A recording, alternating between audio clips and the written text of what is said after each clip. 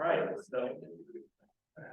Now I'm gonna have to, yeah, I'm now gonna have to edit that out. Thank you, Matt. Hi, everyone, I'm Max Johnson, Senior Planner with Midcoast Council of Governments. I won't go too long on intros and everything like that. We're very honored to have Randall here talking about form-based standards. So I probably won't even take up too much time. Randall, would you like to start? Fine, thanks, Max, and thanks for coming, and for all you people in Zoom land, thanks for coming to the screen. And if you want to revisit this, or if you've got to take a break and can only stay with us for part of the presentation, it will be recorded and available through the website of Midcoast COG. And if you like it and want to encourage other members of your community to tune in at some later date on the recording, please do. I think we'll go right to the screen now with the presentation. And we're talking about how to regulate physical and the built and planted environment. And most form-based codes are just about the built environment. But if you do form-based design standards, you can do a little bit more. You can look at the other three-dimensional aspects of the townscape. So this is not advancing now. It was advancing when we did the test, the experiment. Do you have the remote for this plugged in, Max? Yeah. Okay. Give a second. I'll be looking at this through the prism of planning, land planning, architecture, and landscape architecture. So this is a bit different from what you'll see in most presentations on form-based design. It's not working. There it goes. Yep. There it goes. All right. As I said, it's not just about land planning and not just about architecture. I think landscape architecture is a big component of this, as you'll see as we roll through the slides. There are a lot of slides, but I try to do them fairly quickly. The quality of your results depends on there being three legs to the stool. One is design-oriented regulations, obviously. Then there's the design-oriented staff and the design-oriented planning board members. Well, where do you get those?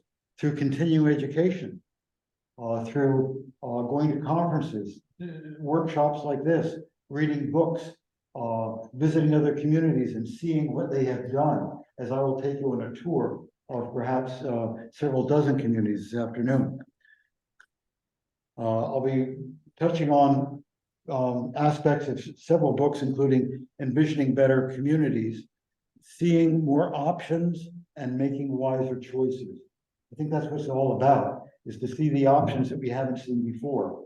The Rural by Design second edition looks like this. If you have one with a red cover, you need one with a green cover because this is a completely new book, 80% new material. I've got several copies for you to thumb through here in this room if you'd like to do that. I'd like to begin with gateways because that's how we enter a community, and there are first impressions. And whether you're a person or you're a town, there's only one chance to create a first impression. So is the first impression going to look like this, or like that, or like this? Or are we going to be taking advantage of the second chances that all this cheap building that's been going on for the last 25, 30 years, that will go away at some point. We do get a second chance because of demolition, replacement, people building larger premises, more up-to-date premises, changes of use. And to get ready for that replacement, you really need to have a community vision. What are we going to replace this stuff with along our commercial corridors, along our gateways? Many communities conduct visual preference surveys and invite a large audience to rate, say, 100 images from +10 to -10. Whether they hate it or they love it, 0 would be their neutral. And then all the ratings from the 100 people are averaged together. And those slides, which are presented at random to begin with are then ranked according to the people's evaluations and shown back to them. What do they like least? What do they like most? And it's peculiar, but in many communities, the things that people like the most are not allowed or more difficult to do because there's special exceptions or conditional uses. And the things that they don't like are the things that are really easy to do, might not even require a planning board approval. Maybe it's just the town planner or the engineer or site review committee. And that's why we end up with getting things that don't look as good as they could, in my view. So how do you define the community vision? You begin with that community preference survey, visual preference survey. And the results of these are uncannily similar. They've been doing these for decades, and almost every single one of them, the results are that people prefer two-story buildings closer to the street rather than one-story buildings set back behind parking. They want the parking to be visually minimized, often at the rear. They want lots of trees planted everywhere. They like the buildings designed to be reflective of the region, not according to some corporate design. They like pedestrian walkways, sitting areas, and good landscaping and street trees. That, in a nutshell, is what the visioning process tells us. But don't take my word for it. Conduct a visual preference survey in your own community so that you can take the decisions, the results to your decision makers and say, this is what the people want, and we're not getting it by and large through our current zoning. So the charrette process is the second step once you do the visual preference survey. Lots of slides are shown and people discuss alternative ideas. And this is a picture of Warwick, New York, about 50 miles north of New York City, what it looks like today, and what it could look like if the charrette results were implemented. Now, some of the buildings don't move because they're there for quite a while. For instance, that's the supermarket, and that stays there, but you can see how much has been built up and built closer to the highway, the main street. This is the main gateway into Warwick Village, the town of Warwick, and the boundary between the town and the village is probably another 500 feet in this direction. This is the first building built according to the design standards in Warwick, New York. Looks very much unlike everything that was built since World War II along that gateway. And looks a lot like what was built in the 19th century village of Warwick, just down the road a piece.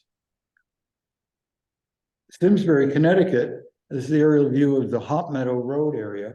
And it's kind of a mess. Like many communities, evolved without any design structure in mind. So they hired a firm to help them with a form-based code, and they did a regulating plan. And this is the result of their regulating plan. Now, not every building that gets built is going to be exactly that size in that location, but it gives you a feel for the texture and the pattern, which is very important to set. New regulations are the way to implement this vision. It's all great. It's great to have a plan. It's great to have a vision, but you need the regulations to make them really work. Form-based regulations can be adopted either as codes or as design standards. And the design standards could be in a zoning ordinance, in a site plan review ordinance, in a design review ordinance. There are some differences between the code route and the design standards route, although they come from the same trunk, the same basic germ concept. Now, here's some downtown examples of form-based codes. These next 3 or 4 pictures are from Clifton Park, New York, up near Albany, and it shows a build to line. In other words, do not build your building further back from the street than that setback. That's a maximum setback, not a minimum setback. So we're taking zoning and turning it on its head. We also do a build up requirement. Instead of having a maximum building height, you have a minimum building height. Get at least 2 stories off the ground if you're in downtown, and 1.5 stories at least if you're on the strip. pictures like this and the next two give you graphic examples of what the physical form can look like. And they're related to the numbers and the words in the code themselves. Max, do you know why this is not working? I should be able to go through these slides quickly because I've got a lot of them.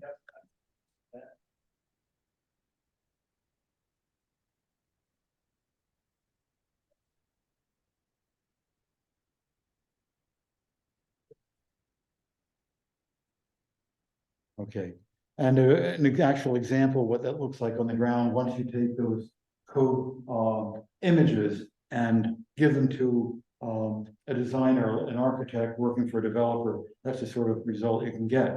In Dover, New Hampshire, this is the first building built under their form-based code. It's 22 pages long. That's about 1/4 of the length of the 91-page form-based code in Standish. And of course, Dover, New Hampshire is far, far larger than Standish. Do you need a 91-page code? It's up to you. But I'm for keeping regulations as short and simple as possible.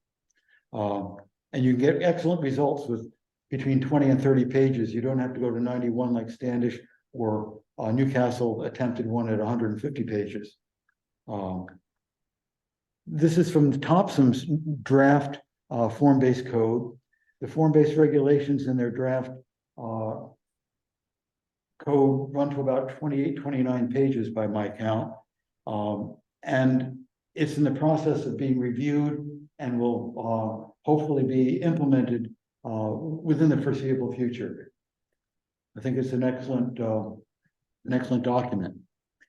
Now, form-based design standards do really just about everything that form-based codes do, but do it more simply.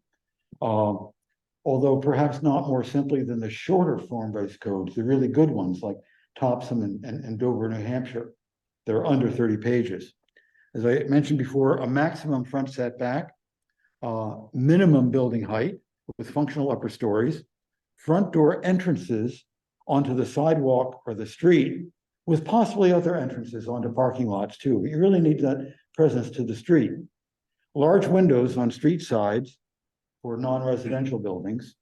Street frontage built to minimize the gaps between buildings, so you get more of a continuous frontage and more of a texture and pattern of a traditional town. Parking at the rear or screened to the side. If you're doing a larger development and covering many, many acres, you might want to have a maximum block length. So our street blocks are no more than, say, 500, 600 feet. Many of them are 400 in traditional towns. A broader mixture of uses within buildings and within blocks with good neighbor performance standards, so that a use on the first floor does not negatively impact uses on the second or third floor. My first job in Maine Regional Planning was on the third floor of a building in downtown Sanford, and the first floor was Kentucky Fried Chicken. It always smelled like Kentucky Fried Chicken in our offices. And the solution was really simple. It was to duct the vent up the side of the building beyond the roof line, instead of just having the vent be at the ceiling level of the ground floor. There are a lot of simple solutions to enable disparate and different uses to coexisting happily in the same building. And shade tree planting along streets, I can hardly say too much in favor of that, and parking lots. The regulations vary a lot in length. If you're a large city, you can see a form-based code of 200, 300 pages. Newcastle attempted one at 150, but it was rejected. And now they've shaved it down to 8 pages of design standards, which is really very, very minimal. Standish still has their 91-page code as far as I know. Thompson weighs in at 29, Dover, New Hampshire, 22. Davidson, North Carolina has looked at form-based codes and said, no, thank you. Freeport, Maine looked at form-based codes and said, no, thank you. Durango, Colorado looked at form-based codes and said, no, thank you. But they were looking at the longer traditional form-based codes when they said, no, thank you. Now that we have invented other people have invented shorter form-based codes, that I think is a viable alternative for many towns.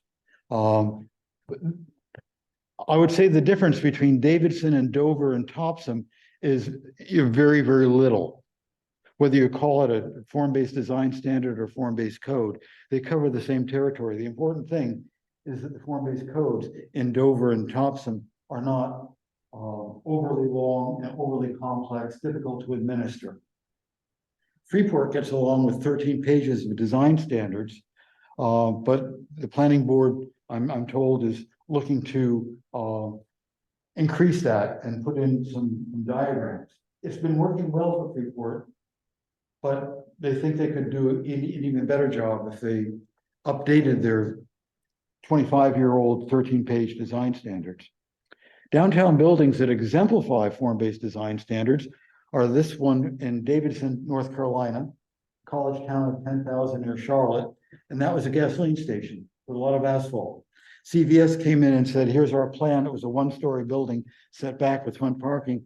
And the town planning board said, what part of your code did you not read? We think maybe you missed the part that said buildings have to be at the edge of the sidewalk and rise 2 stories in height. And they said, no, we can't do that at all. We'll have people drilling down from the 2nd floor into our premises, stealing all the controlled substances at night when the drugstore is closed. It's a lot of blarney. CVS built it. Davidson knew that CVS wanted to be downtown Davidson. That's the place to be. So there it is. There was a gasoline station there like there was here in this photograph. This has now been replaced. And their form-based design standards have produced a 3-story kind of flat iron building. So they got urban form all within about 5 to 10 years because they had good plans, good vision, good regulations, and luckily, their planning staff all had design degrees. They're either landscape architects or planners, and that helps a lot.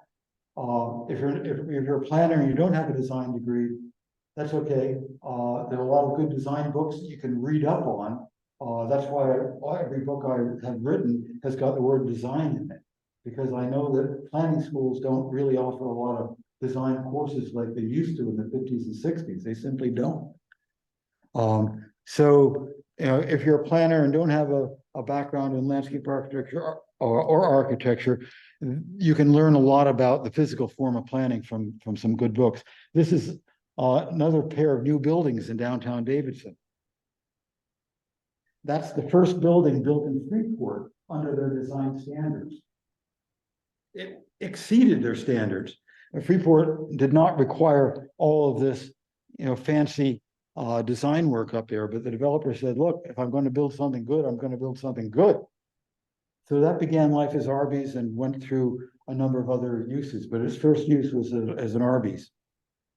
Downtown Freeport has got dozens of buildings which fit in nicely. Some have a more contemporary look, some have a bit more of a period look, but they all kind of hug the street, and they have they fit into the townscape very, very well.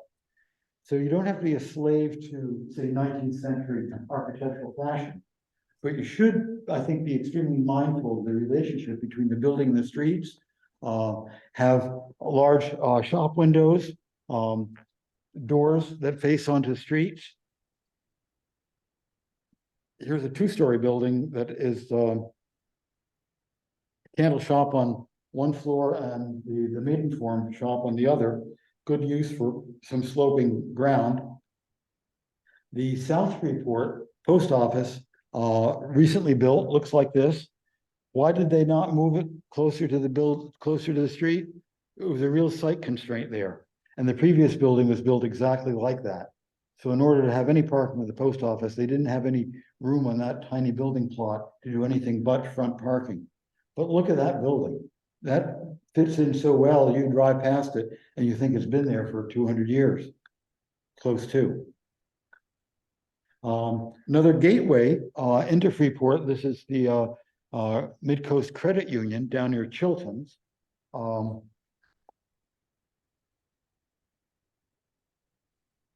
going to skip from Maine over to the Midwest for a slide or two. Pewaukee, Wisconsin, near Milwaukee. This is all one building. These 9 facades are actually all on one building here. And the developer built it with one elevator, so you could access the entire second floor really well. He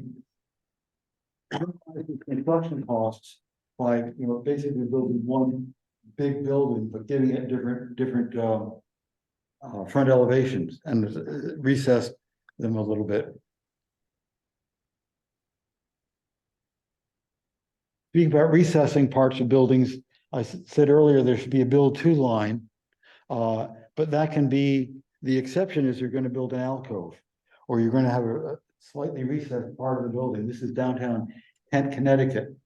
And the aerial view, I think, shows the interior courtyard pretty well. This is what you just saw from the street earlier. So here's our courtyard view of the Kent Town Center building. That dates back about 30 years to design standards. This is down in North Carolina and dates from the 20s, but is a great example of the alcove design, which gives more interest and variety to the town center. It's like a little mini park, places to plant trees and have benches, and more shop windows. If this recessed part had come out to the street, you would not see the side windows on the building facade to the right. And if I were to walk down the street and turn the camera in the other direction, the mirror image of that would be. So you get more display space, more window space by recessing the middle of the building like that. Here's another example of that from, I think that's Jasper up in Alberta. Oxford, Ohio is another town that looked at form-based codes, which at the time were very large and cumbersome. And they said, no, we can do well with form-based standards. And we've got a lot of buildings that need to be replaced because there are gaps that due to fires or demolition that were filled in inappropriately with one-story buildings. So a consortium of business people from Oxford, Ohio, which is where Miami University is located, hired an architect to design this building. There are 3 parts to this building. The gold part with the rounded front is the middle of it, and then there's a little bit of brown brick to the right and some more brown brick to the left, but that's one building made to look like perhaps multiple buildings. This is one of about 12 buildings they built in downtown Oxford, Ohio over the past 15 years. The second stories are almost invariably private rented dormitories for University of Miami students. The ground floor uses are restaurants and shops. The next one here is the bookstore, which was increased in volume and, of course, profitability. So without form-based codes, this is what they achieved. Form-based standards can do the job pretty well. The red brick building in the middle was built and designed as Saratoga Springs, New York, was working on a draft for a form-based code. They hadn't adopted it yet, but the developer was eager to get going, and he said, "I'll build this for you the way you like it, even before you've adopted it." So what looks like 2 buildings again is just one building. Notice the exact height, similar height of the windowsills. You'd never really find that on 2 Victorian buildings built at different times. There's a lot of architectural tricks you can play. Now, this is a bit fanciful, and where did they get that idea from? In Durango, Colorado, across the street. They wanted to build something that was reflective of the Victorian era. The Durango's got quite a few Victorian buildings, and they came up with that. And again, the important thing is the large windows, the ground floor, the build to line, the build up line, the front entrance onto the street, traditional materials. The rear entrances are very important because if you're going to put the parking in the rear, because your buildings are hugging the sidewalk, you need easy access to those buildings from the rear parking lot. So here we are in Bath, in the lower left-hand corner, you can see the Davenport Memorial, City Hall, and across the street, all the buildings, including Rennie's. So if you go across the street and go to the parking lot behind it, you see entrances to Wilson's Pharmacy, to the corner bookshop, to Maxwell's Restaurant, to Rennie's. Developers that say rear entrances don't work need to get out a bit more. They need to come to Bath, for instance, or you can see some of them in Brunswick. You can see some of them in Freeport. In Freeport, the Banana Republic has a front and a rear entrance. And in Brunswick, Northeast Bank has a front and a rear entrance. Holland, Michigan has got some of the nicest landscaping around the rear entrances. So that's something not to forget in your desire to provide convenient access from the back. Let's make it as pleasant as possible as well. You can never plant too many trees, in my view. When the building is missing its front entrance, it's essentially turning its back to the street. But that can be mitigated by providing non-public service entrances, facing the street, facing local streets. So this is an example of a building that was built along a main street, not far from here, and there are no entrances to the main street from this building. This is the heart of the village. It has side entrances, it has back entrances, but nothing facing the street. Here's a new bank in Sanford, Maine, a lovely building. The architecture is great. It hugs the curb line. It's good urban form, but you have to go behind it to get into it. And that was built about 5 years ago. Now, if you go back about 30 years, when I lived in Sanford Springvale, that building was built. It has rear parking and rear entrances, but it also has front entrances. So somewhere in the last 40 years, the message got muddied, and buildings like the one you just saw were designed and approved without front doors. This is the building you just saw with all the front doors, the front entrance, but it's also got back doors and back entrances from the rear parking. It's not unusual to go to a community and find buildings that were built better 20 or 30 years ago than they've been built in the last 5 years. And I think part of that is due to staff turnover. And new staff don't have the experience and the kind of institutional memory of the older staff. Or it might be the new staff really have an engineering background, and the older staff had an interest in design. They might not have had a degree, but they had an interest in it. Now, non-functional front entrances are a way around this, problem. If the developer sees, oh, I can't do a front entrance. This is a building in Freeport that was a house that was converted to a shop, and the front door of the house was converted to a shop window. You get into that shop through a side entrance, but the front entrance, the physical manifestation of a front entrance is there.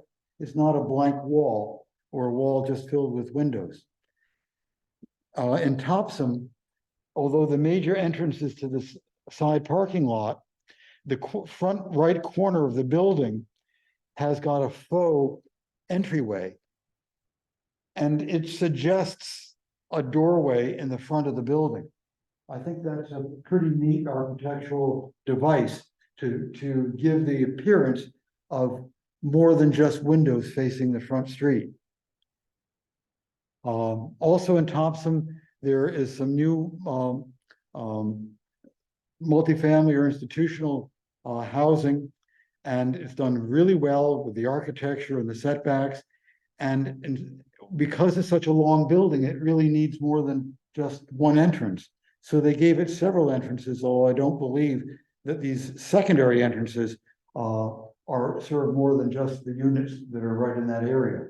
Whereas the main entrances are on one end of the building, either facing the street or facing the parking lot. They're really, I think, a good example of infill development. That's on Elm Street in Thompson. Here's a non-functional front entrance on the McDonald's in Freeport, Maine. Began as a house, of course, but that front door is locked at all times because the entrance now is to the side, in the middle, underneath that clear story window. Here's another older house with a non-functional front entrance on the facing the street, and two other entrances at the end of the parking, at the end of the driveway. So I think that what this illustrates is you can have front entrances that are not used, but support the appearance of the building so that it fits in to what one expects in a traditional townscape, not just a bunch of windows and clapboards facing the street.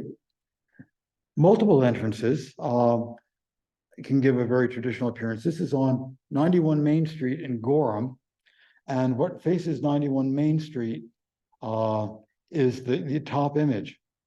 Most people don't use those doors, although they're functional. Most people will use the doors in the back where the parking is.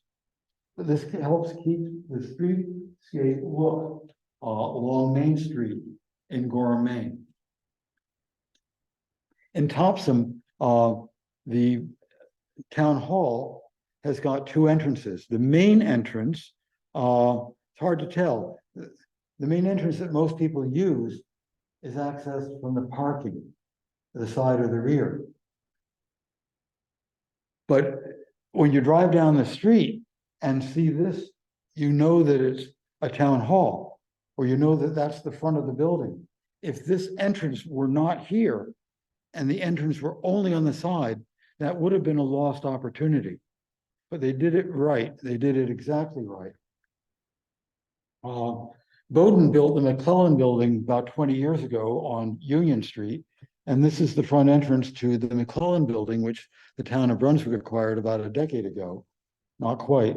And most people will enter the town hall in Brunswick from the back, which is where the parking is. But the side that faces Union Street is not just windows and clapboards. Sometimes front shop windows can be non-functional. Where would that occur? Well, in Camden, at the Rite Aid, they wanted to have a lot of display cases back up against the front wall. And they didn't want a window looking into the backs of display cases. This is actually one building. It is a one-story building from there to there. All of this is frou-frou. The town would have loved them to have had that occupied by offices or apartments, but Rite Aid said no. But we'll build it up. But this is your standard Rite Aid right down here. And these are real shop windows here, but those are shop windows that are painted black from the inside. So from any distance at all, it looks like a shop window. You walk down the Huron Street in Bath, unless there's a bright light inside a shop, the plate glass looks pretty black. So these are fake windows to carry through the feeling of storefronts. And this is the actual storefront with real glazing. Picture of the same building from the opposite direction. And that's the part with the back painted glass right there. Planting trees in downtown parking areas and landscaping is really important because we have enough asphalt downtown anyway. These are from Camden, Maine, Middlebury, Vermont, Brunswick. This is behind the new Brunswick Hotel on Noble Street, Holland, Michigan, where I showed you earlier, the rear entrances were well landscaped. And this is the McClellan building. This is how Bowdoin landscaped their parking lot. So the town of Brunswick is very fortunate to have acquired this building because it's not only built beautifully, but it was landscaped well beyond the standards of Brunswick. Bowdoin wanted to do something really nice, and they did. And then after 10 years, they sold it to the town, and that's the best landscape parking lot that I've seen in this entire section of Maine. When you've got a gasoline station downtown, and that's a questionable use because they're never really at the edge of the sidewalk, and they're rarely 2 stories. A row of dense street trees, as in Red Hook, New York, can help hold that street line and kind of hide the fact that behind them is just a single-story gasoline station set back across an expanse of asphalt, like that. So what this needs, until this is replaced, and hopefully it will at some point, because this is the heart of a downtown and a major community in the mid-coast, this is not the best, highest and best use for that parcel of land. So I'm hoping that sometime, like in Oxford, Ohio, some developer comes in and says, I'd like to build a 3-story building there. But until that happens, planting a lot of trees along the front, as they did in Red Hook, New York, would be mitigating, buffering the visual situation created by that gasoline station in the heart of the downtown. Maintaining and planting shade trees is really important. They have to be planted well. They're often planted with structural soil so the roots won't disrupt the paving. In Rockland, some blocks have an entire strip of planting, not just a tree well, but an entire strip of soil, so they can fill in between the trees with benches and flowers and plants. I think that's one of the nicest downtown blocks I've seen anywhere in New England. So if your town is considering redoing its sidewalks, they could do worse than go to Rockland and see what they had done. Bath has got some great street trees, and they have, from the very beginning, realized that if they put pipes down, they could irrigate down to the bottom of the root ball. So as that tree was struggling to establish itself in the first several years of its new location, would have plenty of moisture from the bottom. And this is a cutaway view of what these pipes look like, because they go down from the sidewalk surface to a loop of perforated pipe, so you can water the base of the root ball very, very well. Form-based design standards can be applied around highway corridors as well. As in downtown,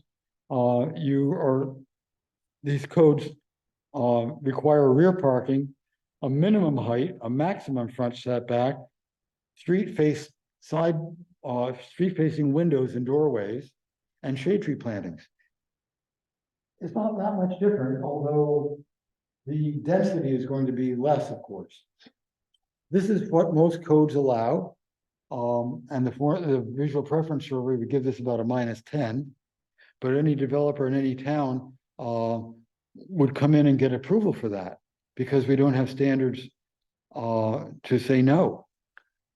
But our standards could lay out this kind of alternative future. It's like a parallel universe. But it exists, not just something on paper. You go to Route 20 in Sudbury, Massachusetts, you see this one building built to look like 3 or 4 buildings right at the edge of Route 20 with all the parking behind. And some of these facades are recessed and some project forward, like they did in Pewaukee, to give you a more modulated appearance, not just a monolithic block. This is the rear parking. So they have rear entrances, they've got front entrances. I dare say that the front entrances are hardly ever used, but they're important visually to have that storefronts and door entrances.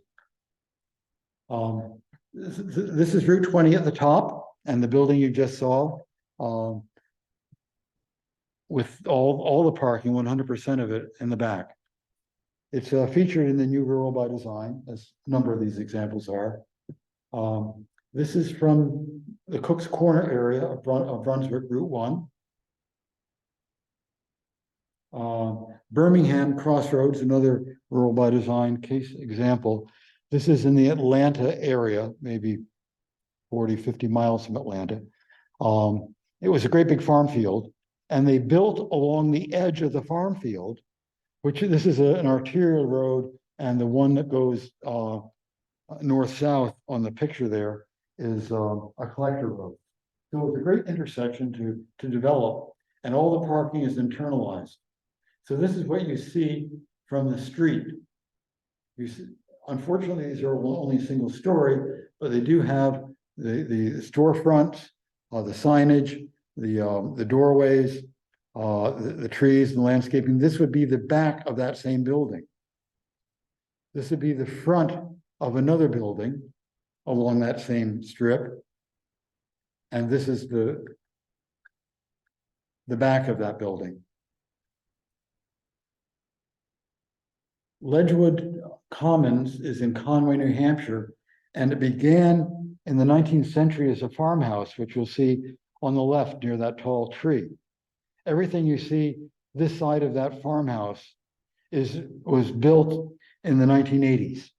And they built it to look vaguely like a large barn with pitch roofs and a cupola. The thing that I like most about it is the fact that its parking is behind. But the building form itself, I think, is also quite exceptional.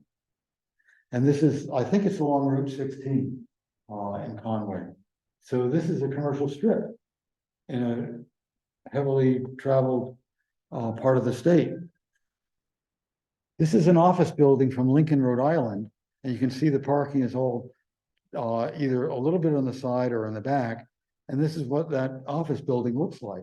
They built it to look like a shoe shop from the 1840s. But it doesn't cost much more to build that than to build just a flat-roofed, nondescript building that, like most of the ones you've seen over the last 50 years. Secondary entrances in back can present a more traditional facade facing the highway. These can be non-public service entrances. Up in Thomaston, these are the backs of the buildings. The front entrance faces away from the highway toward the Walmart, which is beyond this.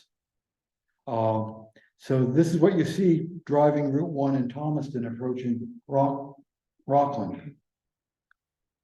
And this is the actual entrance with the parking on the non-highway side of the building. So they went to some lengths, but not to great cost, to present something to the street, which is pretty good.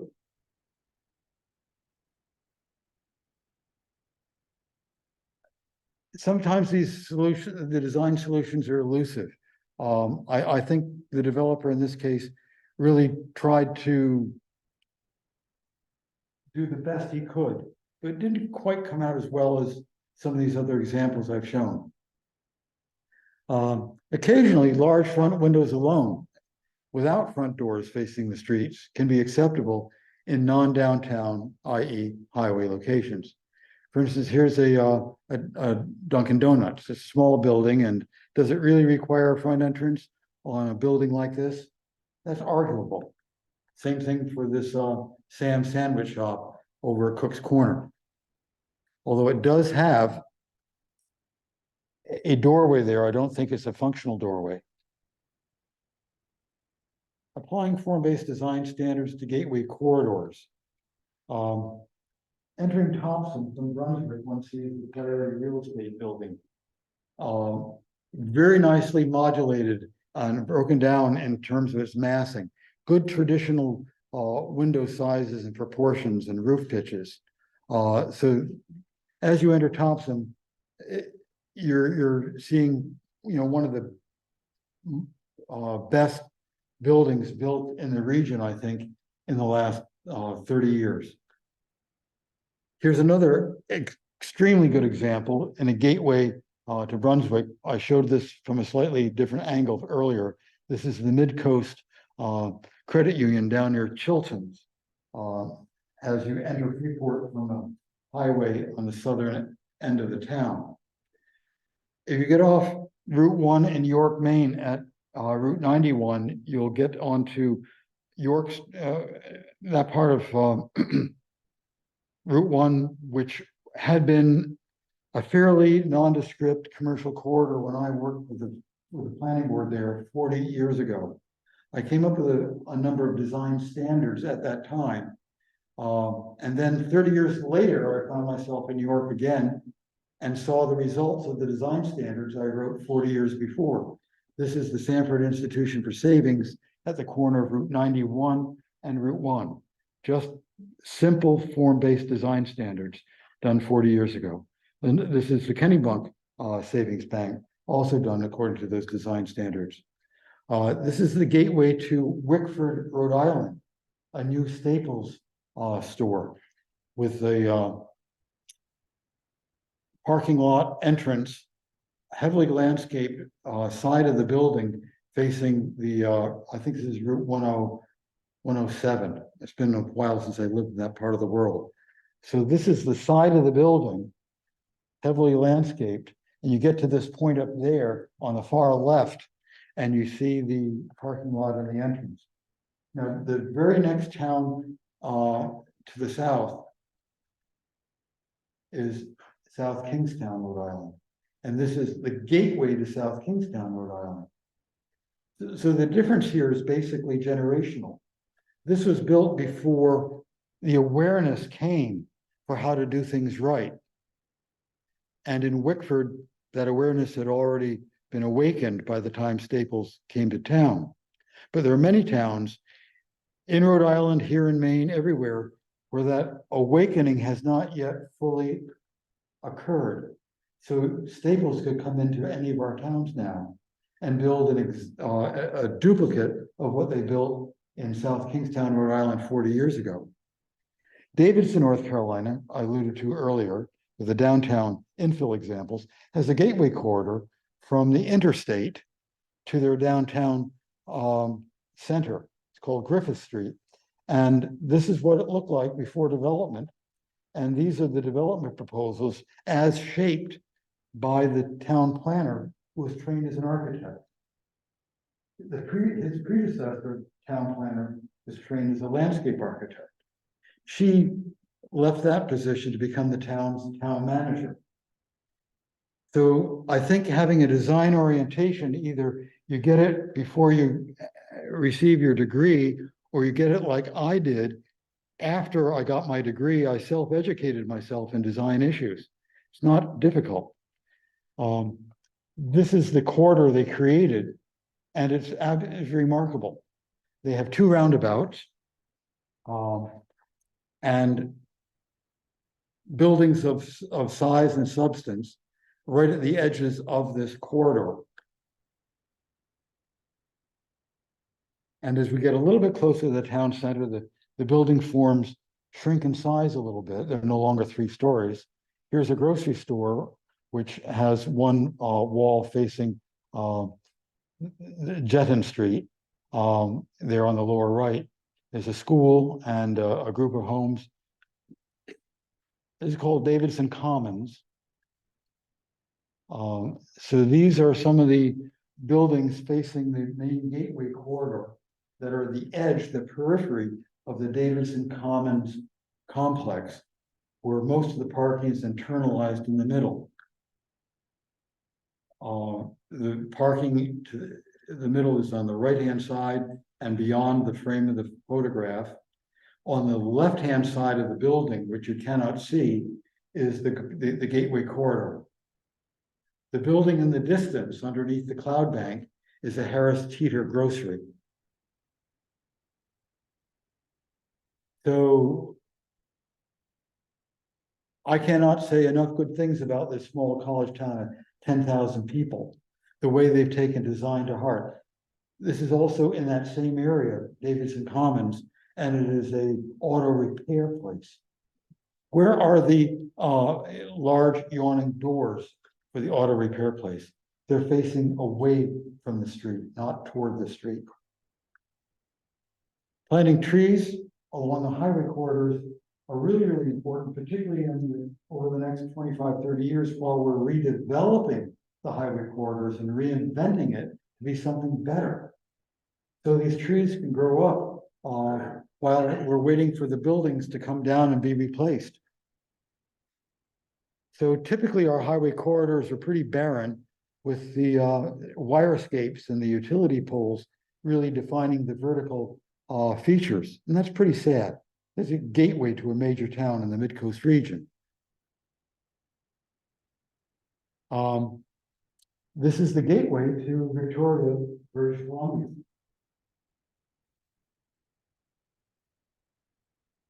You can see the city center of British Columbia way off in the distance. This is a little bit further out. There's still a lot of trees. Renton, Washington, Route 900. The town manager of Renton went to a symposium given by the Arbor Day Foundation probably 35 years ago. Came back and said, I have a vision for our main commercial corridor where we have all these single-story buildings, and it just looks like anywhere USA. Until we can replace those buildings, let's plant trees. 20 years later, that's what it looked like. In New England, that would be a 30-year interval, because they've got a milder climate in Western Washington than we have in Northern New England. But still, plant those trees. Imagine what Pleasant Street in Brunswick would look like today if in the 1990s they'd done this sort of thing. We always have second chances. So we missed that chance in the 1990s, but whatever town you're from, you could do what Renton did. Plant trees in the right of way and crop them up, limb them up so that if you're driving in a car, you can still see the shop signs, because the merchants don't want their buildings obscured. But as you drive down the street, you see this wall of trees, but underneath the branches, you can still see into the buildings. You can go for parking, used car and new car sales lots, as well as supermarkets. On the Bath Road in Brunswick, Don Faucher's premises have been planted up with river birches, probably about 25 or 30 years ago. The planting in Brunswick 25 or 30 years ago is actually far better than it has been in recent years. I don't know why, but we get a second chance. We can do things better next time around. Not far from Don Faucher's is this veterinary clinic. And although it was built back with parking in the front, which is something we try to reverse in the future, the fact that it was planted so well with more trees, they look like river birches, mitigates the kind of suburban sprawl atmosphere that you get with single-story buildings set back 65 feet from the highway. This was built in the last couple of years in the same community where you saw that wonderful tree planting 30 years ago. So you kind of wonder what happened. Why do we not see even a single bush? I'm still perplexed. I think what happened is this did not come before the planning board. It went before a committee that was made up of staff people that had all kinds of engineering and public works backgrounds to make sure that the stormwater was handled adequately and the paving was done well.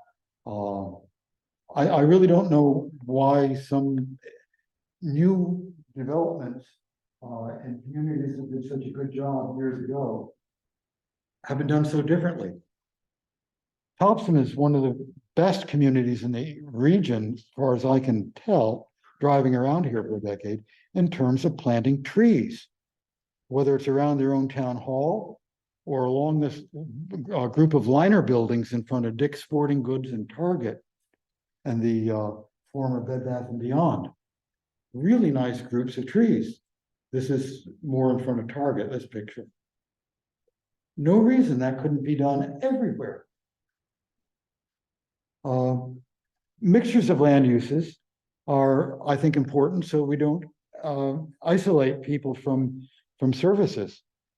For instance, the Bow Street Market, another case study from the New Rural by Design, is shown on the left. And on the right, part of that same building complex is some affordable housing. I think there are 4 units in there. So here we got affordable housing fronting right onto Bow Street, and the Bow Street Market facing onto School Street, which was connected to Bow Street as a result of this development. So this development enabled the town to knit together part of its previously fragmented street system. The architecture here is absolutely, top rate. That's the view of the affordable housing from Bow Street.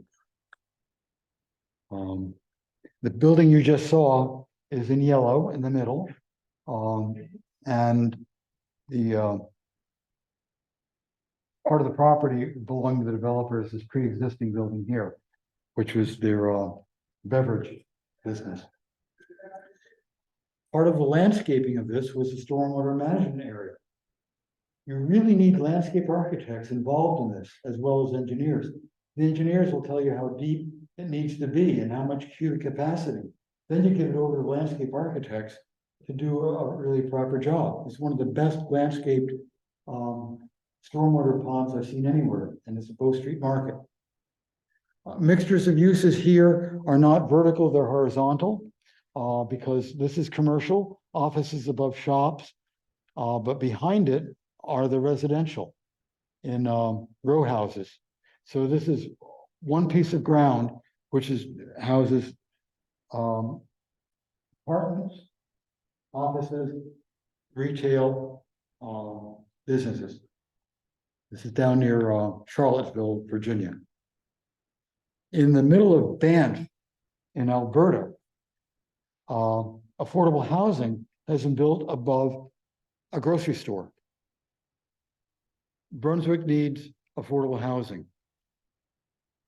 Next time Brunswick builds a grocery store, maybe this is an idea that could apply. Market Basket is coming to Thompson.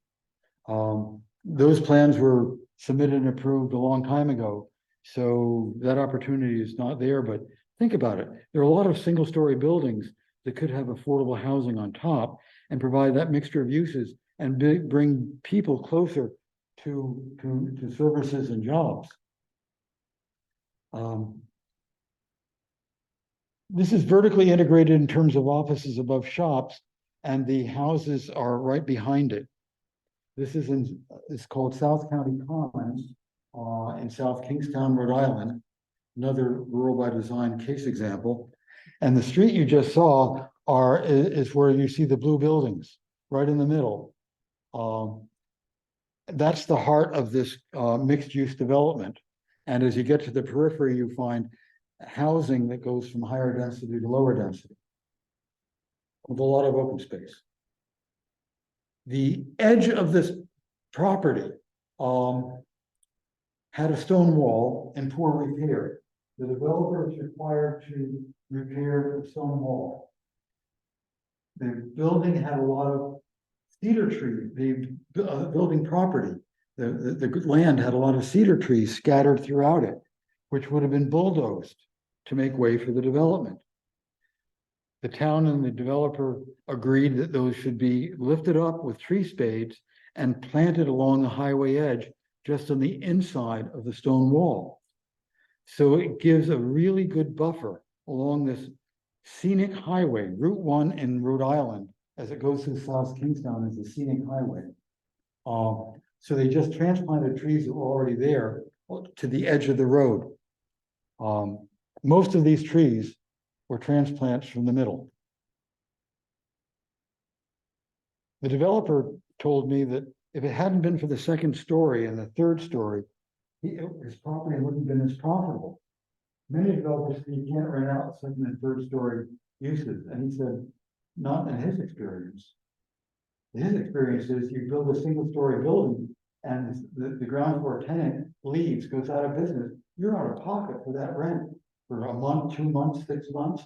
But the upper stories are stable. There are dentists, there are army recruiting centers, there are Botox centers, there are medical offices. They don't shift around. So they are the ballast for the profitability for this development. And the ground floor uses can come and go, and they do. But the upper floors are a constant, continual income stream.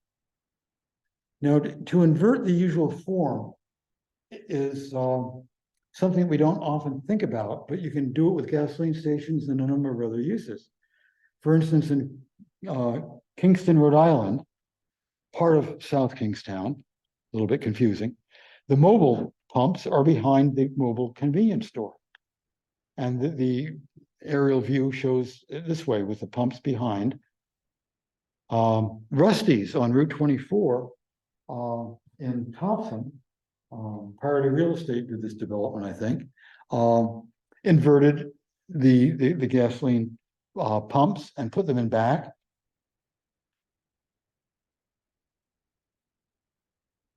And let's see from the aerial view. They didn't do a front door on it, and maybe the next time they do such a development, some sort of front door could be put into the design. I think that's an excellent design at Rusty's. Put it, it'll be in the next edition of Rural by Design, if that ever comes out. Cumberland Farms put a front door as well as a side door facing the pumps. That's in Bennington, Vermont.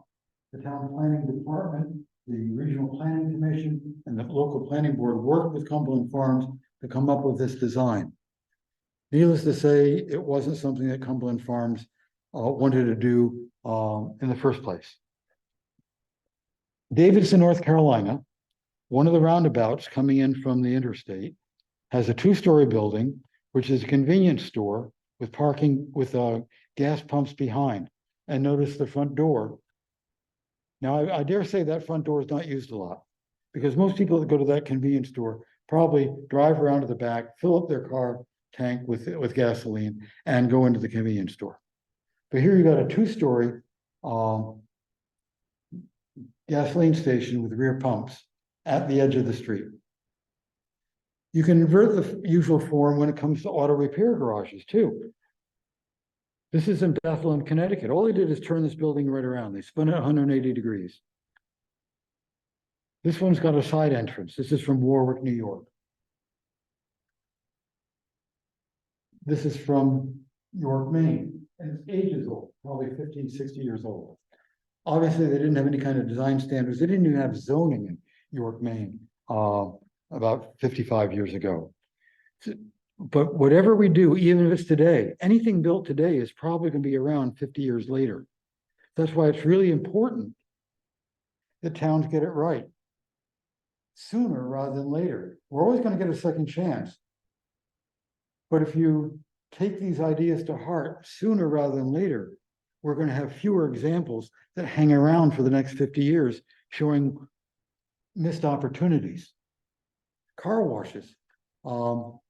A great example here in Brunswick from about 30 years ago. Landscaping, building design, it's just about perfect. But last year in the same town, that was submitted and approved. No way you could reject it. If you wanted to reject it and say, hey, why don't you do something like Circle K on the Bath Road? They'd say, well, doesn't this meet code? And if this meets code, this is your future. And I'm partial. I would prefer the future to look more like this and less like that. This is a reflection of codes. I think we need to conduct these annual post-mortem evaluations. At the end of each year, we go around as a planning board with staff and say, what did we do? What came out really well? What didn't come out so well that we could learn from? And then how can we tune the codes?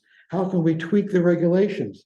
So the next time we get a project of a car wash or a gasoline station or a supermarket or whatever, we will have learned from the past. Grocery stores can be inverted. See, yeah, there's just a blank slide in there. I don't know why. Inverting grocery stores is something that's really counterintuitive. But Albertsons did it in Jackson, Wyoming. They're big. They're bigger than Hannaford's, I think. But they're only in the West and Midwest. So this is the front door to Albertsons, and it doesn't face the highway.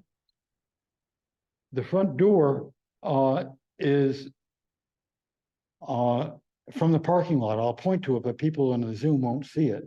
It's there's your front door, and there's another entrance there. And what you saw is from the street is on the upper left-hand corner. Here's another street view of that large grocery store. You don't have to travel to Wyoming to see this. Courtesy of the City of Portland Planning Office, we have a Whole Foods that probably would not have looked anything like this had it not been for the City of Portland's planning staff and their regulations.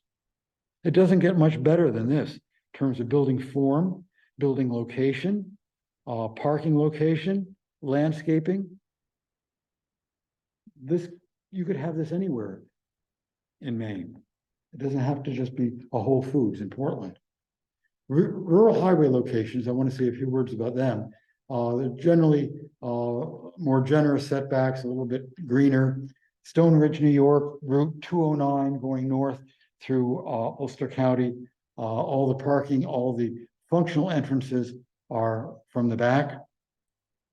In Broadheadsville, up in the Pocono Mountains of Pennsylvania, these entrances are largely ceremonial.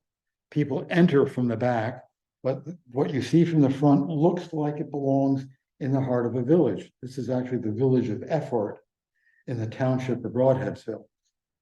The Meadowmack Veterinary, made to look like a barn. Couldn't be more appropriate along Route 1 in rural Maine. The Lee Nelson Tool Works in Warren. If you're familiar with a big house, little house, back house, barn concept of a building form, where you get the old farmhouse connected to the barn by some intermediary buildings, this is sort of the commercial equivalent of that. This is again in Warwick, New York. Rand Green grew incrementally over a period of maybe 30 years on Route 9 in Kennebunk. Began with this house, and then each building was built one after the other over a period of years. And they were successful, so they decided to do another row of buildings behind the rear parking, way at the top. Grocery store is on this piece of ground. Route 166 in Middlebury, Connecticut. The grocery store sign is out front, but the bank is facing the highway. Behind the bank, within the same building, is the grocery store. So you do not have to see the grocery store. You do not have to see the grocery store parking lot to have a successful retail grocery business. Route 1 design standards in York, Maine. This is the Stonewall Kitchen complex along Route 1 near the exit ramp from I-95. These buildings, I will say, exceeded the design standards for what York required, which you saw in earlier examples like the Sanford Institution for Savings, the Kennebunk Saving Institution. Those were the design standards. These exceeded it. So if you come up with design standards, sometimes developers will run with it and do even better. But if you don't even ask them to think about doing something better, they often won't. Creating intersections among adjacent land uses is important, so you don't have to go out onto the main highway all the time, turn left and then turn right and jam up the works. That's a picture from the original Rural by Design, and here it is implemented on the ground in Topsom. This is on the left is the side road going down to Home Depot. In the middle is Park Drive, which goes to Goodwill. And the one on the right, the side road, I think is Monument Place, which ends up at the town hall. A lot of interconnectivity, a lot of thought, a lot of planning went into this. Supplemental design standards. You could have pedestrian walkways and parking lots. It's really important that people not always be required to share their walking space with vehicles. This is East Coventry Township and Chester County, PA. That's a Walmart in Bennington, Vermont. Again, the Regional Planning Associate group worked well with the town planning board to get this and all this architecture through the development process. Walmart didn't come in with anything remotely resembling this. This is from Georgetown, Texas, where they kept trees and meandered a pedestrian path through the trees. And as you know, Maine has got the highest median age of any state in the country. So a growing number of us are getting increasingly unsteady on our pins. And it's important, I think, that we not have to dodge cars and trucks as we go about our business in a parking lot to a shopping center. So I think there's a public health angle to this. Parking groves is another way of thinking about parking lots if you plant enough trees. Here's a quintessential parking lot, and there's a parking grove from Manchester, Maine, a parking grove from the Best Western in Rockford, Illinois. A close-up of that tree island. There were basically one tree for every 8 parking spaces. But I've seen them higher ratios than that, at 1 to 3, 1 tree for every 3 spaces. But 1 to 8 is a pretty darn good standard. And I dare say that you probably find that at the McClellan building in Brunswick that Bowden built. This is what a parking grove would look like if it's laid out according to standards that require this kind of tree planting. And that's the McClellan building lot, town hall in Brunswick. And an aerial view without the leaves and the trees, it doesn't look as good as it really is. The Goodwill in Rockland, beautifully landscaped.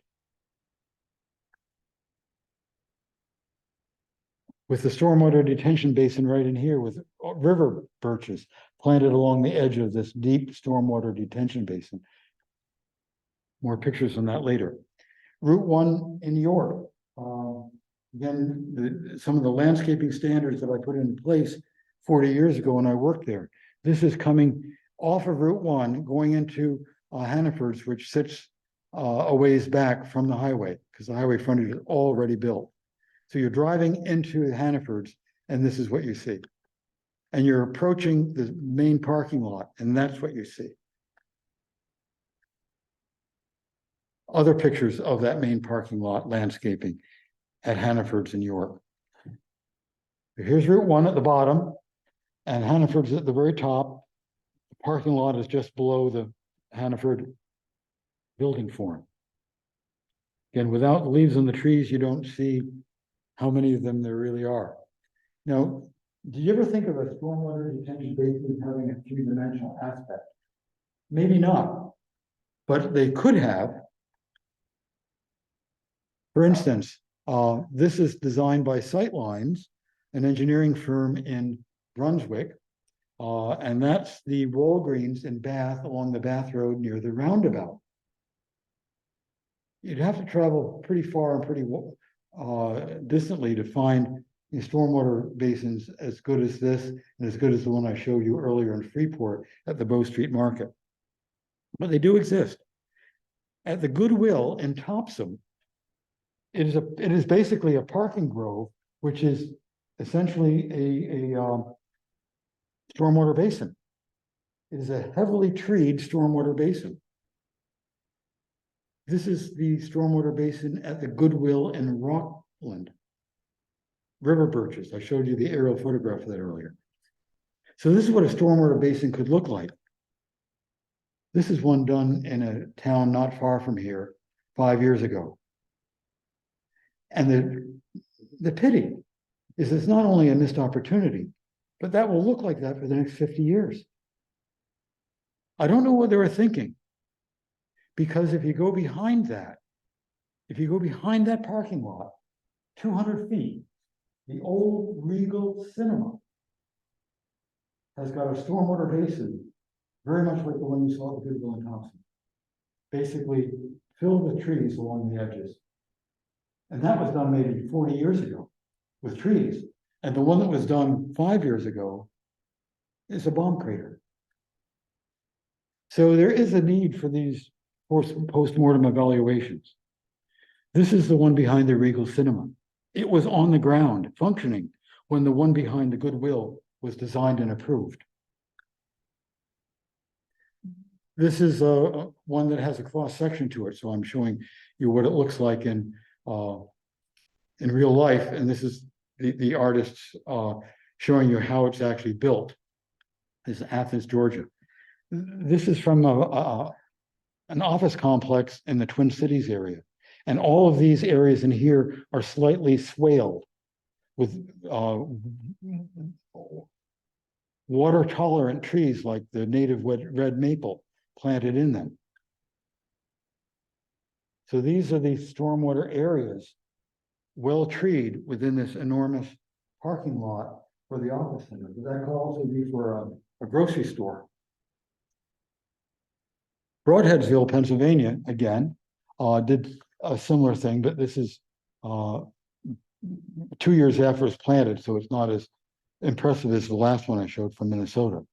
But all the paving pitches to the planting islands. Now, if you think about it, most planting islands are perched on top of curbs. So where does the stormwater go? The stormwater goes to the edge of the curb. It can't get to the trees, which needs that moisture, especially in hot summers. So to me, it makes all the sense in the world not to have landscape areas and parking lots perched above a 6-inch concrete curb, but to use them as depressional areas, as in this picture from Broadheadsville and the previous picture from the Twin Cities. Now, townhouses are a very small section on residential because they're part of our community too. And how do we get density for, the only way we're going to get housing prices down is to increase the density. So the way we've done it in the past 40 years is to arrange townhouses around central parking lots. But we could face them onto proper streets in a traditional neighborhood. So this is what we typically get. Developer comes in and says, that's what I'd like to build. And the planning board says, well, we'd really rather you do something different. It says, does that meet code? Yeah. Well, approve it. Does that meet code? Yeah, approve it. Now, if you change your codes, so this is no longer allowed, but you're telling them to do this. This is the same housing density. My friend Tony Nellison, who's an architect planner from Rutgers, took a project and from New Brunswick, New Jersey, drew the picture on the top, and then he drew a picture of what it could have been with a traditional neighborhood. Or you could even get more density than that. Davidson, North Carolina, again, has detached townhouses and real townhouses. I'll show you them both. These are the real townhouses. They're about 22 feet wide, each one of them, and they come in groups of 4 or 6 or 8, and they're arranged around the central green. And they've got also other open spaces here on the east and the west side. It's called St. Albans neighborhood, or the new neighborhood in Davidson.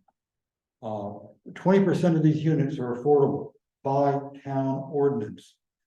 Nothing begging to the developer. You want to build in Davidson? 20% of your units have got to be affordable. Otherwise, push off to the next town. We're not interested. So this is what they got. You can't tell which is the affordable unit and which isn't. They're slightly narrower, but that's the only difference. So this is your traditional street. And that's how you get that density. It is very dense.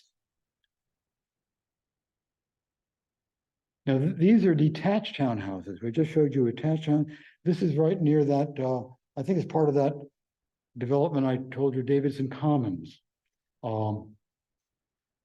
Jetton Street, Davidson, North Carolina. These houses are probably about 18 feet wide on 24-foot lots. Why would you bother not to do townhouses? Number one, it's cheaper. I've been told by many developers, cheaper to do it this way because you don't have to do expensive firewalls. So what about people looking into one house from the other? Well, you either build a blank wall facing a wall with windows, or you build a window wall that faces another wall with clear story windows, whose windowsill is way up here.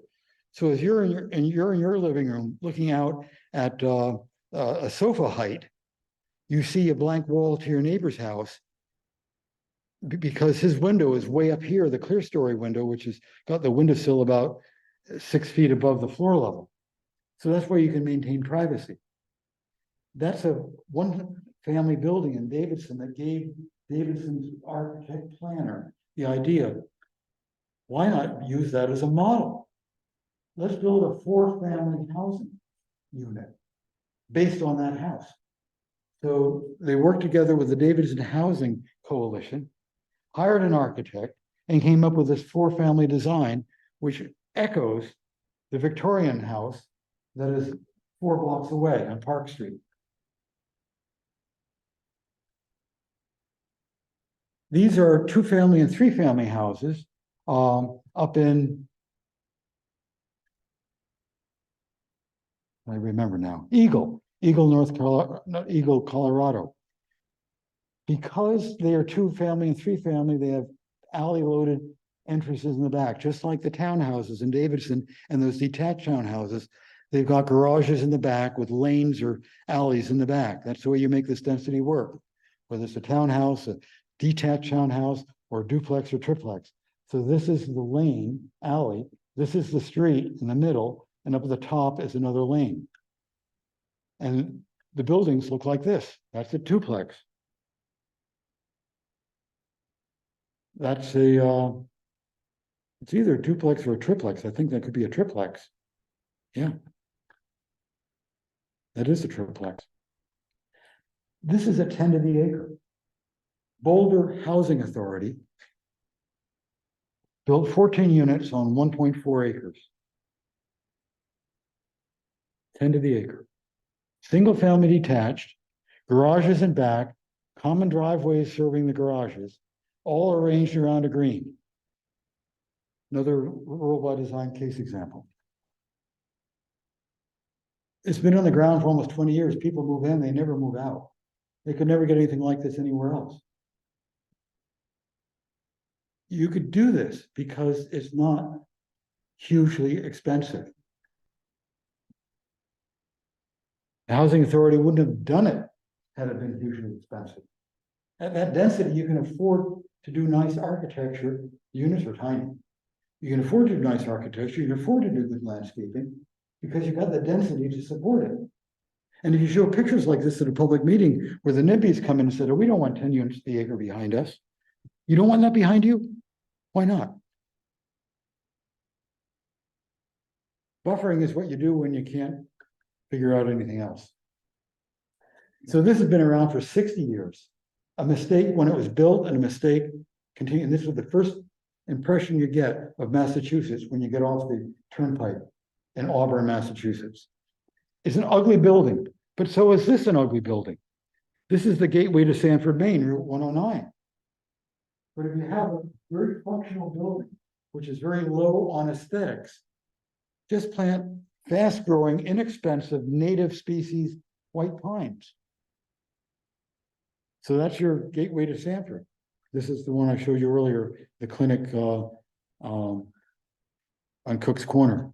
This is down in Yarmouth. It is a Cumberland Farms, very well landscaped. That's something you saw before. It could be a hedge. It's low on creativity, but it does buffer. car sales, new or used. The cars can be featured among the landscaping rather than just stacked out one after the other, where you can hardly tell the difference between one piece of steel and another. So you can use the landscaping to great effect. This is the development I showed you earlier at South County Commons, where they buffered the new development fairly dense with field cedars that were transplanted to the edge, the perimeter of the property. Retaining existing trees is important. Should be a law in most towns that say you cannot name your development after that which you remove. Pine Tree Plaza, what was the person thinking when he named that place and then chopped down every single pine tree? Here's a Walmart somewhere in you don't need to see the Walmart. All you have to have is the Walmart sign at the highway edge.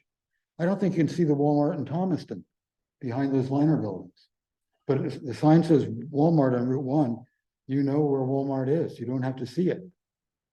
So all these developments are behind treed buffers. This is from Cook's Corner Sweet Dreams. Retain the existing pine trees. There are different ways to design self-storage units.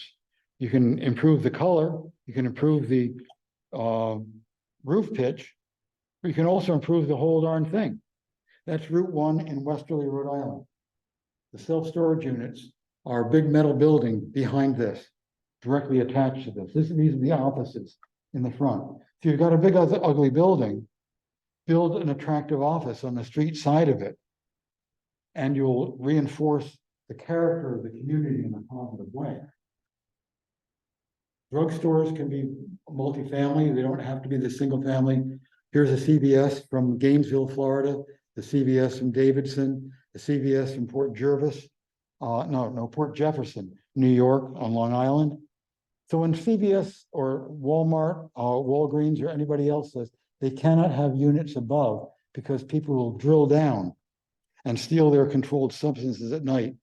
You've never seen a drugstore in any city, whether it's Portland or New York or Pittsburgh or Buffalo, where you don't find a drugstore at ground level with other stuff above it.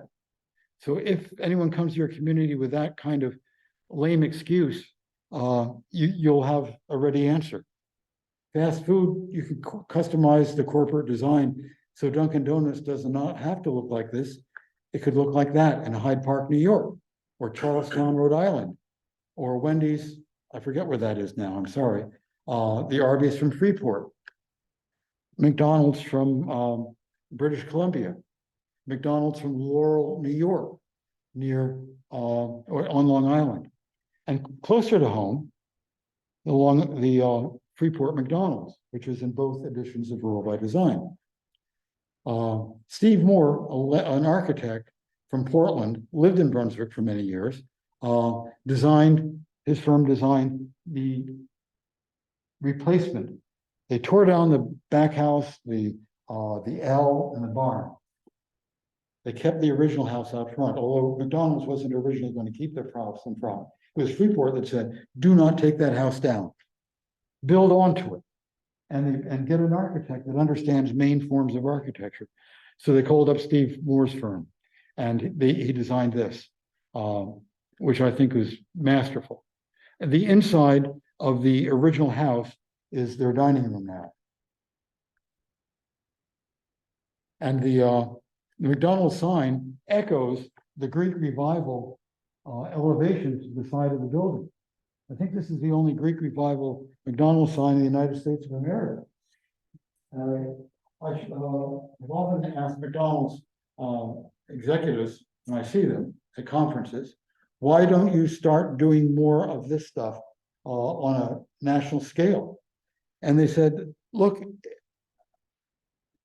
if the cat ever got out of the bag and the towns knew that they could require us to do something better, we would not be happy, because we're happiest when we can just do the standard corporate box everywhere, which is exactly why I show these slides wherever I go. Your town, whatever it is, has got potentially more power than the McDonald's Corporation, or the Rite Aid, or the CVS, or the Hannaford's, or the Market Basket, or whoever it is that's coming to your town with a big corporate organization behind them. You're a little town. Freeport had not even adopted its design standards. They were working on it, and they were making sure that this would come out well, even without the standards in place. And as I said earlier, the first building to be built under Freeport design standards was the Arby's. Then it became an Azure restaurant. Now it's something else. So that, I think, is my last slide. And it goes well beyond where you normally see in a workshop presentation on form-based codes. Because I think of form as more than just the building or the pattern of the buildings on the land, which is very, very important. But I think of it in terms of everything else that's in our view, all the three-dimensional elements. So I am available for questions live in this room and out in Zoom land. And also take note of my email address and the website. So if you have a question that pops up next week, send me an email. Glad to respond. There's a lot of material there. And if you've sat through the whole thing, you might even want to go back to it in a year's time and look at parts of it again, because I know that sometimes if I go back and see a rerun of a television show after several years, I've really forgotten the plot. I might remember a little bit about it, but most of it is receded into memory. Question? There is a big push on solar panels and making use of. There's a big push on increasing solar panels across the country. Are you seeing any conflict between, say, putting solar panels on parking lots versus landscaping? And how do you match the need for both landscaping, which may block solar? Okay, solar panels, could we use them in parking lots instead of landscaping? You could, but there are a lot of other places you could do it. You go on Zoom, Google Maps and take an aerial view of the town you live in. And there's probably a lot of non-built land that could be used for solar panels. Where we're talking about the urban area, or whether it's in, say, Brunswick Cook's Corner or Brunswick Downtown or Pleasant Street, that's an area that is highly used, highly visible, expresses the character of the town. Now, there's a large solar array out at Crystal Spring Farm on Pleasant Hill Road. And there's an advantage to that in several ways. Number one, there are absolutely no shadows, no buildings anywhere. Number two, it does not replace something which I think is really needed, which is landscaping in our vast asphalt parking lots. And secondly, if you do it on a farm, it can generate income. Now, somewhere in Lower by Design, in the agriculture chapter, I think that's chapter 17, I talk about an orchard in Western Massachusetts. Western is near Lowell and Lawrence. Nice little town. And Carlson's Orchards was marginal economically, but they had marginal land as well that they weren't using for orchards. And one of the people in the family went to a conference, saw a presentation on solar, and the result is they had put solar panels on their non-producing farmland, which has helped the bottom line for the farmer. You could mount them on the top of buildings. You could mount them on top of the shopping center building rather than on the ground in the parking lot if you wanted to have them downtown. I don't think I have no objection to solar arrays on top of grocery stores or a taller building like the McClellan building in Union and whatever the street that is. Noble, perhaps. Yeah. So solar, I think, is something that's really important to think about how we can fit that into this equation. How can we do that so that we can have both the character of the community that is so important to many people in terms of the way buildings look and the way townscapes look, and still have that solar array on the top of, say, Hannaford's, or on a farm field, or in a gravel pit that's disused. That's the newest, biggest thing, is to find quarries and gravel pits that are no longer productive and put solar arrays down there. Excellent question. Other questions, please? Anyway, yes, ma'am. Do you have any examples of communities that have done a good job in creating green stormwater management with items that are design standards, like rain gardens and things, or green roofs, things like that? Green roofs, you'll find one on the Rue building, the corner of College and Harpswell. The only one that I know of in the area, and of course it's on Bowdoin College property on the environmental center. I think that they're really important in downtowns where you get a lot of reflectivity and heat island effect with those black flat roofs and black flat streets. So I'm much in favor of them, but I know very little about them. I see them more in Europe than I do in the United States. I've seen them on Best Western hotels in Nuremberg, Germany, and who would have guessed? But they're far ahead of us. Mostly our discussion, right, is always focused on commercial type development, but even like in a residential aspect. It would be nice to have some stormwater management design, standards that could be proposed to. Stormwater management standards are probably most important along residential streets where there's a lot of pavement and driveways, and in downtowns and shopping centers. But there is a fair amount of runoff that comes off your roof. And sometimes driveways don't always pitch to the street. So having rain gardens or some sort of infiltration gallery on your property is a very good idea. It replenishes the groundwater for one. It reduces the amount of storm water that has to go through stormwater drains and systems. If it's especially important if your sewers and stormwater are not separated. All that rainwater goes into the storm sewer, into the real sewer and takes up capacity. There is an entire chapter in this book on stormwater management showing examples from residential locations. In fact, one of the subdivisions I designed, which is in the back of this book, Partridgeberry Place in Ipswich, Mass., I drew on the site plan where I thought there ought to be a rain garden. And that was the end of my involvement, because I don't have any qualifications on how to do that. But I said, this is the area it should be in, considering the elevation on the property and where the water is going to run. And it's at a curve on the street, and it could be a landscape feature. And now it's one of the things that is pointed out when state officials give tours of that subdivision as a good example of conservation subdivision design. But you should never have a stormwater detention area basin designed only by an engineer, unless you want it to look like a bomb crater. It's just that they don't have the skill set. It's important to get the right people.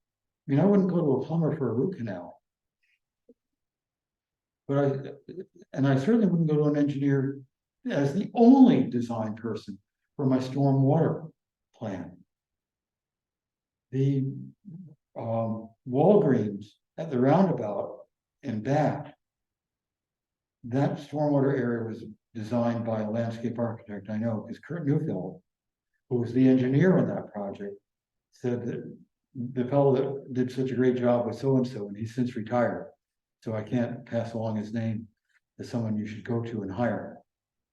But I know that there are a lot of good landscape architecture firms in this greater Portland region.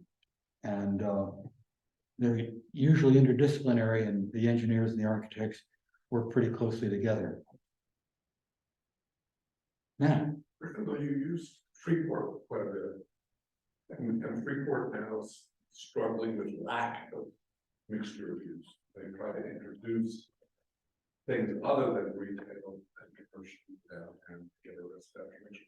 What would you do looking at their design standards to try to purposely shape that as buildings change and users? how do they shape the design standards for more than just a retail heavy development form? Well, Davidson, North Carolina, said don't bother to file an application unless you're providing 20% affordable housing, preferably on that property, not some other location. So I think they could get serious and say, you know, we know that Freeport is the destination for a lot of shoppers. And it's the go-to place for a lot of these firms that want to sell their merchandise in outlet stores. So they, of all the towns in the region, they have got more leverage, I would think, to say, if you want to come to our special town, there's no other town like it in Southern Maine, quite frankly. You're going to have to follow these standards because we are becoming too much just of a downtown dominated by corporate retail. So I think they could accomplish a fair amount through the regulatory realm. I've often wondered why developers haven't seized upon opportunities in Brunswick to house Bowdoin students, as they did in Oxford, Ohio, with Miami University students. Now, I know that Bowdoin likes to keep its students on campus, but there are certain buildings in downtown Brunswick which are closer to campus than some of the Brunswick dormitories, the Bowdoin dormitories. And think about where Domino's is and the Christian Science Monitor building. You know, ripe for redevelopment, one might say. That could be redeveloped into a nice 3.5-story complex with student housing above, or it might be affordable housing. Brunswick is really focused on affordable housing. So let's get affordable housing there. Domino's Pizza can stay right where it is. It's going to be on the ground floor of the new building if it wants to be there. And why not? I mean, everyone knows where it is. And every time I go past a missed opportunity, or what's the 7-Eleven in downtown Brunswick, I think, why not do there what Dan Catlin did across the street with the Tontine Mall? He went up. And that's what the heart of our downtown needs, particularly at the corner of Pleasant and Main.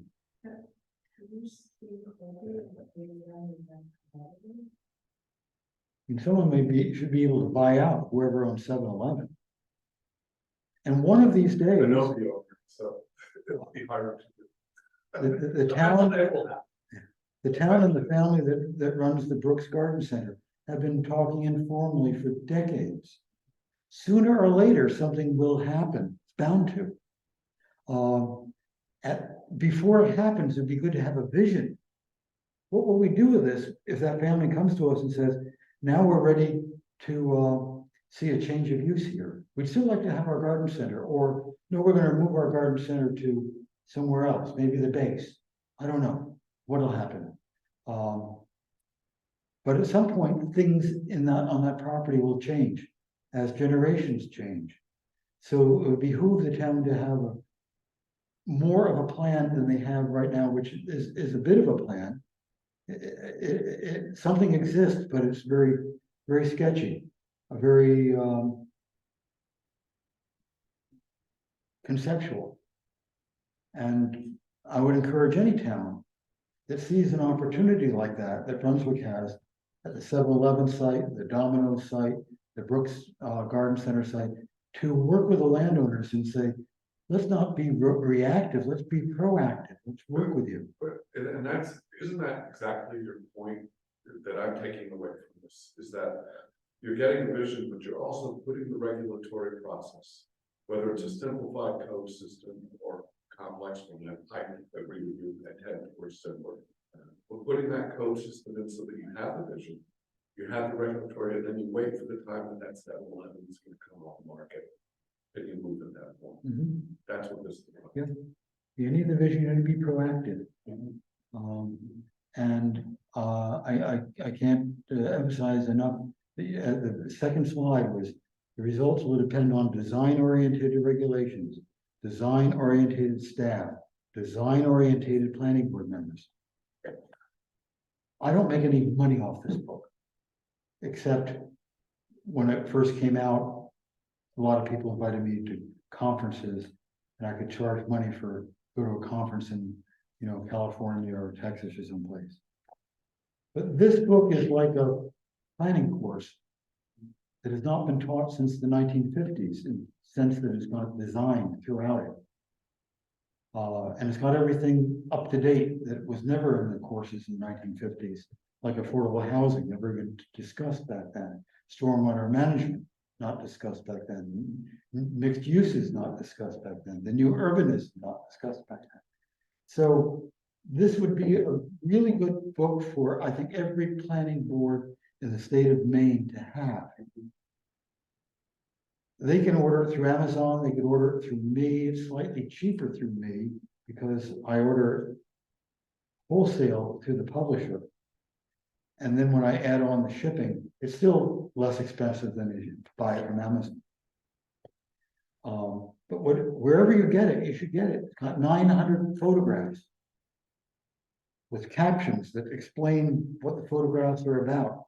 You could go through this book from cover to cover, just looking at the pictures and reading the captions, and you'd get quite an education just with that. I wrote it with planning students in mind, but also with planning board members in mind, and newly minted staff members, because they're like planning students with a few miles on their treads, but not a lot. What is the date on the revision? Pardon me? What is the date on the revision? 2015. The first one was 1994. And if I were to rewrite it today, I wouldn't change much at all. I might add a few case studies that I've run across since then. But this stuff, even the 1994 edition, hardly anything in it is out of date because the ideas are still good. The difference between this and the 1994 edition is that it touches on topics that are more current than the topics back then. And it's also got far more color and another 100 pages, probably another 400 pictures. So I have copies of this that you can thumb through. And if you want to pick up a copy and send me money later, or you just want to think about it, it's fine. I'm not here to sell copies. I'm here to introduce you to the book, because I think it'll be a good marriage. You're here, so you're interested in the topic. So therefore, you're a good candidate to sit down with this book. I haven't seen any questions on Zoom. People have been raising, I haven't had any raised hands or questions in the chat. There was just some people who couldn't hear some questions, but I just had to read back in the chat. So Thanks. What I think I heard you say, there are no questions coming from the Zoom audience. I'm not seeing any questions online. Okay. I have a question for you. You shared some good examples of different residential uses, like pure residential uses in North Carolina and Colorado. Do you have any good examples of residential uses here in Maine where it's been utilized by either form-based code or form-based design standard of just strict residential use of the primary use? Good examples of on the ground, or good examples of regulations. On the ground of some of this built. Okay, form-based regulation. Well, yes and no. Really good form-based regulations, I think, get to look like a lot of the development in Davidson, North Carolina, where you get detached townhouses. or townhome, or even Colorado, where you get the two-family houses, two-family, they all are alley loaded. I don't know of any alley loaded developments in Maine. I think one of the reasons New Urban is not caught on much above the Mason-Dixon line. It really hasn't, barely got across the line into Chester County, Pennsylvania. Weatherstone is a good New Urban development. It's in here and it's in Chester County, where I used to live. In Brunswick, there are a couple of small developments that I can think of right off the bat. One is at the end of Booty Street. And the other is along Main Street, just beyond the cemetery. That is just beyond the Applewood condo development. And both are clusters of single-family homes that are more narrow. They're the antithesis of a ranch, but they're not as narrow, and they're certainly not as closely spaced as I would normally see with a form-based code. There's a third one that would be of interest to you, which was done by the housing authority out on Route 123. That they did probably 10 years ago. They achieved what I think you're looking for. There is one example of a townhouse development done in town in Brunswick behind the old fire station. It's basically behind the library, behind the post office, which is opposite the library. And the last units weren't built as residential units, they were built as a greenhouse. And I think that says something about the market in Brunswick for that product at that time. Because the developer even built the foundations for it, for maybe 10 units, but he only built 8. But they're a really nice group of townhouses. But the site planning suffered from the fact that outside your front door faced onto the parking lot, which is behind the old fire station. It wasn't a really nice looking residential enclave because of all that asphalt, and you're looking at the backside of a fire station. But if you could pick up that development, and if you would put that development on another piece of ground without those characteristics, I think the whole thing would have been built out faster, more successfully. I think that's a good example of what you would get with form-based coding. It was just put down in the wrong location. That's my interpretation. That's a wrong time period. Pardon me? Wrong time period. And wrong time period. Yeah. Even so, they are expensive, and when one went on the market a year ago.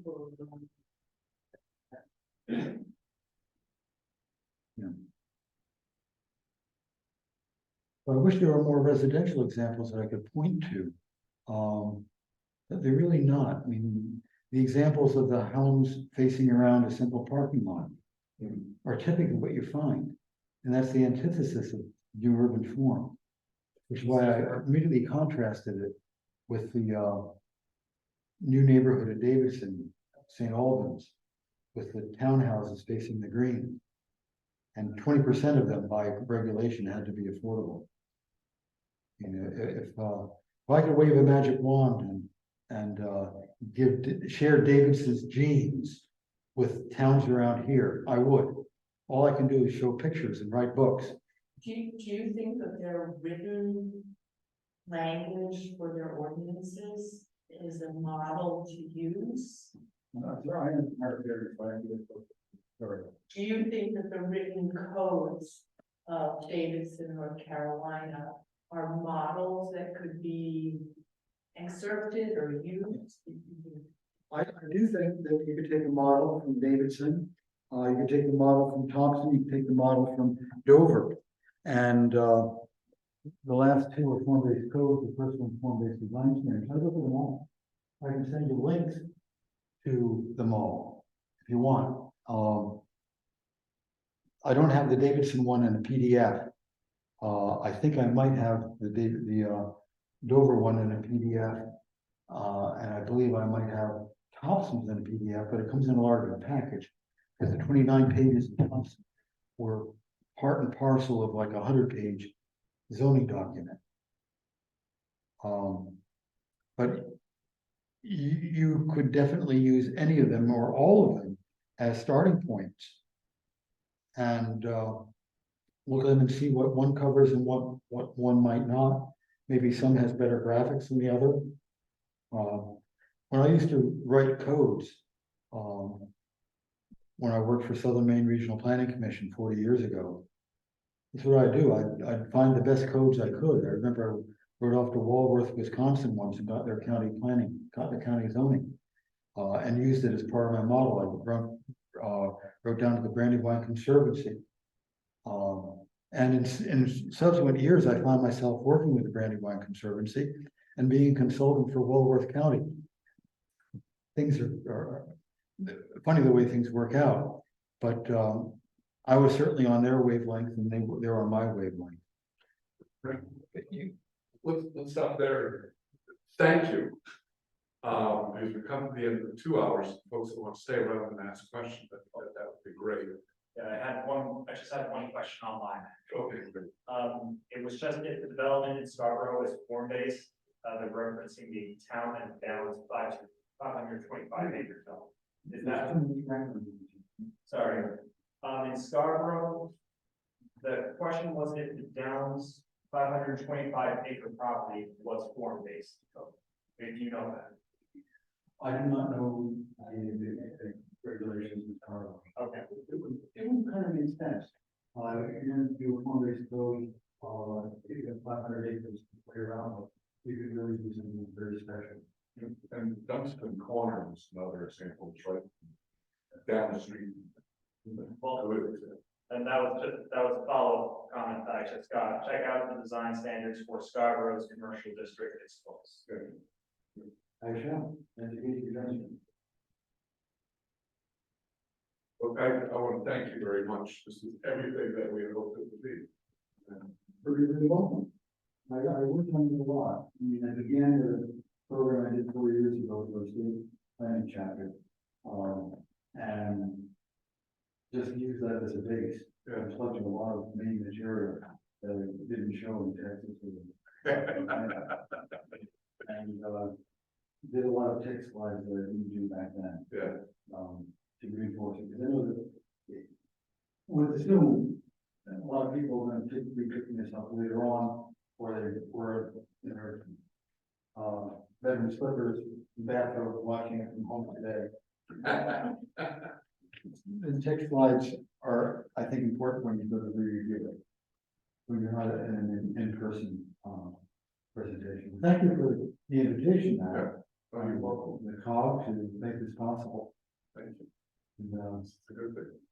Are you still in Pennsylvania? Are you still looking for the nature conservancy down there? I'm still working sort of the Natural Lands Trust in Media, Pennsylvania. They don't want to sever the connection, and neither do I. But I'm 77, and I haven't stepped on an airplane in 4 years. So I do a lot of Zoom, but you know, I think it's time to draw that chapter to a close. But I'm still, as a matter of fact, a friend of mine from Natural Lands from Pennsylvania is coming up for lunch next Wednesday. Because then